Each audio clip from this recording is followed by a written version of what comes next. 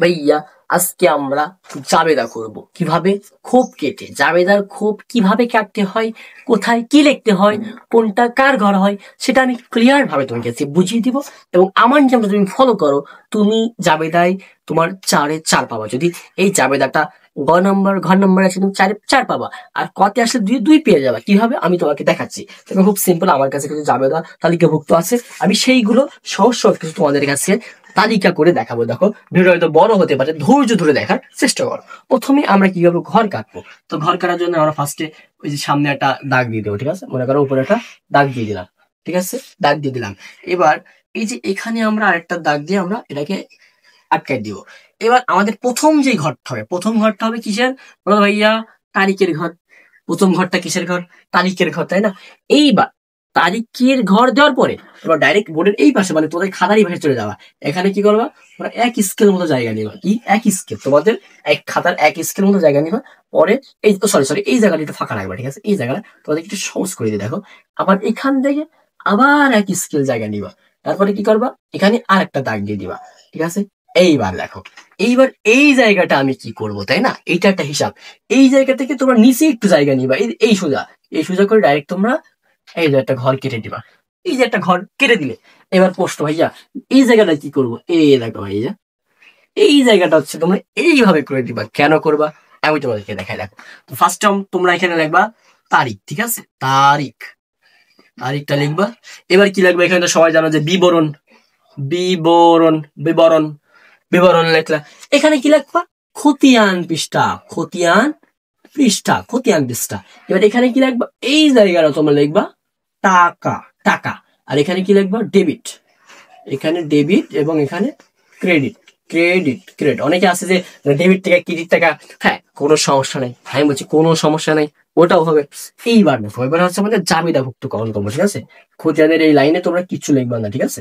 খতিয়ানের এই লাইনে তোমরা কিচ্ছু লিখবা না। দেখো এবার হচ্ছে আমরা একটা অঙ্ক করি, মানে জাবেদা করি, একটা জাবেদা করি, ঠিক আছে? বিভিন্ন জাবেদা কিভাবে লিখবা, কিভাবে লিখলে সুন্দর হয়, স্যাররা কিভাবে লিখে তোমার এই জাবেদাটাকে গ্রহণযোগ্য মনে করবে, সেটা দেখো।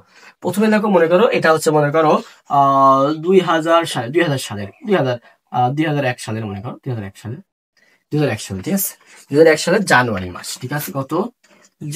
এই দেখো, আমরা তো এখানে তোমার সম্পূর্ণ মাস লেখার দরকার নাই, জায়গা তো সম্পূর্ণ পাবা না। তুমি সম্পূর্ণ মাস লিখবা না, জাস্ট অর্ধেক লিখবা। জানুয়ারি মাস আমি শুধু জানু লিখে রাখলাম, হ্যাঁ? জানু। এবার দেখো, জানু লেখার পরে মনে করো জানুয়ারি মাসের 1 তারিখ, 1 তারিখ। এই 1 তারিখে জাবেদায় অনেকে ভুল করে। আমার কাছে এমন জাবেদা এখানে আমি তালিকাভুক্ত অবশ্য করি নাই, বাট এখানে সবাই একটা ভুলই করে ফেলে। হ্যাঁ, দেখো যে এখানে আমি একটা পাইছি, এখানে বলছে যে আহ জনাব কামাল 2000 সালের 1লা জানুয়ারি নগদ 30,000 টাকা। কত? এখানে কি বলছে? সে নগদ 30,000 টাকা, মনে করো ব্যবসা শুরু করছে, মানে সে বলছে যে নগদ 30,000 টাকা এবং পণ্য দ্রব্য 10,000 টাকা এবং আসবাবপত্র 12,000 টাকা এবং মজুদ পণ্য, আমি এত দিচ্ছি না, মনে করো মজুদ পণ্যটা বাদ, মজুদ পণ্যের সম্পদ ওটা বাদ দিলাম। মনে করো তো বলে কি 30,000 টাকা নগদ টাকা, 10,000 টাকার পণ্য এবং আসবাবপত্র হচ্ছে 12,000 টাকা নিয়ে ব্যবসা আরম্ভ করলো, তাই না? ব্যবসা আরম্ভ, এই জায়গাটাতে সবার একটা জিনিস ভুল হয়, কি দেখো? বুঝতে পারে না কিভাবে জাবেদা করবো। তাহলে প্রথমে 1 তারিখে জাবেদাটা কি হয় দেখো। তোকে যখন ব্যবসা যখন বলা হয় যে মূলধন হিসেবে, তাই না? এটা তো মূলধন হিসেবে আসছে, তখন ব্যবসা শুরু করে যেটা নিয়ে, তাহলে তুমি এখানে কি লাগবা? যে নগদান হিসাব, ফার্স্টে লাগবা নগদান হিসাব। প্রথমে লাগবা নগদান হিসাব, সম্পূর্ণটাই লেখার চেষ্টা করবা। নগদান হিসাব, এই জায়গাটা ফাঁকা আছে, তুমি এখানে কখনো ডেবিট লিখবা না। তুমি এই জায়গা নগদান হিসাব কি হয় ভাইয়া বলতো? নগদান আসছে, সম্পদ বাড়ছে, নগদান ডেবিট কত টাকা? এখানে দেখলাম, মনে করো 10,000 টাকা ডেবিট দিছে, তাই ডেবিটের ঘরে তুমি এখন দিয়ে দিবা 10,000 টাকা, 10,000 টাকা। ভাইয়া ক্লিয়ার ভাইয়া? এইবার দেখো আরো কি বলছে, যে কি বললো এখানে, যে বলছে যে পণ্য দ্রব্য, পণ্য থাকলে কিসের নাম হয়? ক্রয়। তাহলে ক্রয় হিসাব দিও, তুমি এখানে দিবা ক্রয় হিসাব এভাবে লিখবা, ঠিক আছে? এইভাবে দিবা ক্রয় হিসাব কি ভাইয়া?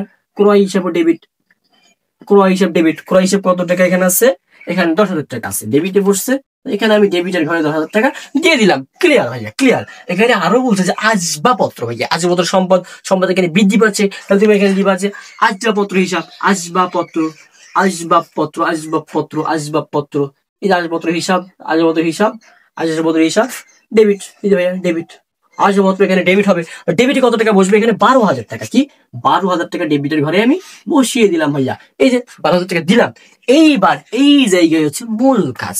মূল কাজটা কি দেখো, ডেবিট খাত, এটা যাবে দেয় ডেবিট খাত এবং ক্রেডিট খাত, এই দুইটাই থাকে। এবং ডেবিট খাত এবং ক্রেডিট খাতের টাকা কিন্তু সমান হয়, মনে রাখবা ডেবিট খাত এবং ক্রেডিট খাতের টাকা সমান হয়। তাহলে তুমি এখন, আমি তোমাকে প্রথমে বলেছিলাম যে বছরের শেষে যে টাকাটা আসে, মানে মাসের শেষে যে টাকাটা, মাসের শুরুতে এদিকে মূলধন কে মূলধন। তাহলে এইবার তুমি দেখবে এখানে মূলধন, মূলধন এই যে একটু জায়গা দিবা, সম্পূর্ণ তুমি লাইন বাই লাইন লিখলে দেখতে সুন্দর হবে না, তুমি যদি একটু সুন্দর করে সাইডে দাও তাহলে ভালো হবে। দেখো মূলধন, মূলধন হিসাব, মূলধন হিসাব, মূলধন হিসাব কি হয়, মূলধন বৃদ্ধি পাচ্ছে, মূলধন বৃদ্ধি পাচ্ছে, মূলধন কি মালিকানা সত্ত্ব হিসাব, মালিকানা বৃদ্ধি পেলে কি হয়, মালিকানা বৃদ্ধি পেলে ক্রেডিট হয়। তাহলে দিয়ে দাও মূলধন হিসাব ক্রেডিট।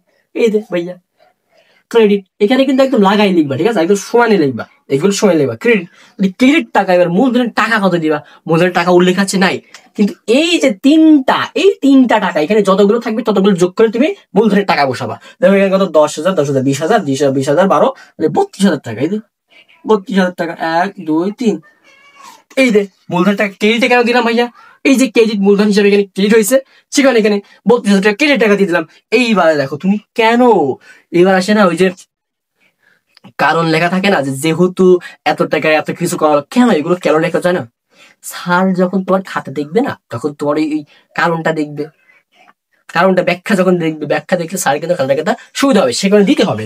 দিতে ফার্স্ট ব্র্যাকেট বা তুমি থার্ড ব্র্যাকেট দিতে পারো। ফার্স্ট ব্র্যাকেট মনে করছিলাম যে এখানে লিখবেন যেহেতু, যেহেতু, যেহেতু মূলধন আনয়ন করা হয়েছে, মূলধন, মূলধন, মূলধন আনয়ন করা হয়েছে, আনয়ন, আনয়ন, মূলধন আনয়ন করা, মূলধন করা হয়েছে, হয়েছে।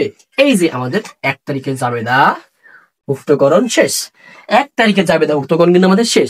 এবার আমরা আরেকটা জাবেদা করবো। দেখো আরেকটা জাবেদা, আমি তোমাকে জাস্ট এটা ঘর কেটে কিভাবে তুমি সাজাবা সেটাই তোমাকে দেখাচ্ছি আমি।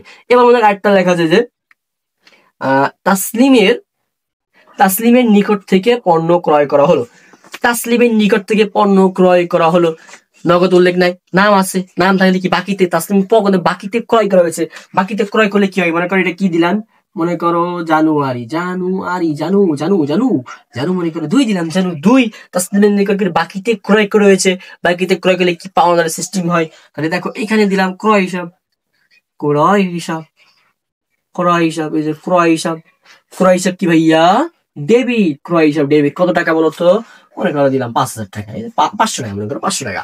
এইবার দেখো এখানে কি বাকিতে ক্রয়, বাকিতে ক্রয় পাওনাদার, এই যে জায়গাটা একটু ফাঁকা রাখবে, একটু জায়গা দিব, জায়গা ফাঁকা রেখে এখানে লিখবো পাওনাদার, পাওনাদার, পাওনাদার হিসাব, পাওনাদার হিসাব ক্রেডিট, পাওনাদার হিসাব ক্রেডিট। দেখো ভাইয়া কি হচ্ছে না ভাইয়া, এই ক্রেডিট টাকা তুমি এই যে 500 টাকা এই যে এখানে দিয়ে দিলাম, এই হয়ে গেল।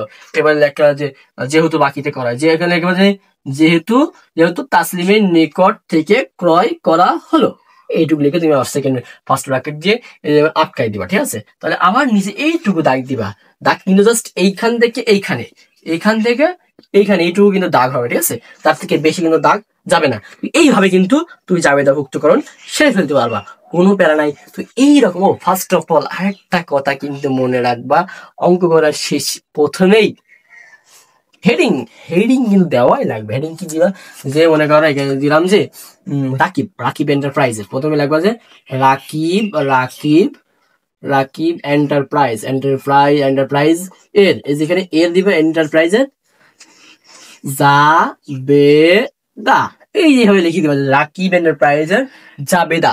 অনেক সময় দেখবা যে কোনো এন্টারপ্রাইজের নামই থাকে না, কোনো অঙ্কের মালিকের বা প্রতিষ্ঠানের নাম থাকে না, তখন তুমি কি দিবা, তখন তুমি দিবা এই যে এরকম যে ডট ডট ডট ডট এর, ডট ডট ডট এর, ডট ডট ডট এর জাবেদা, জাবেদা, ডট ডট ডট এর জাবেদা। ক্লিয়ার ভাইয়া, আশা করি বুঝতে পারছো, ক্লিয়ার, ক্লিয়ার।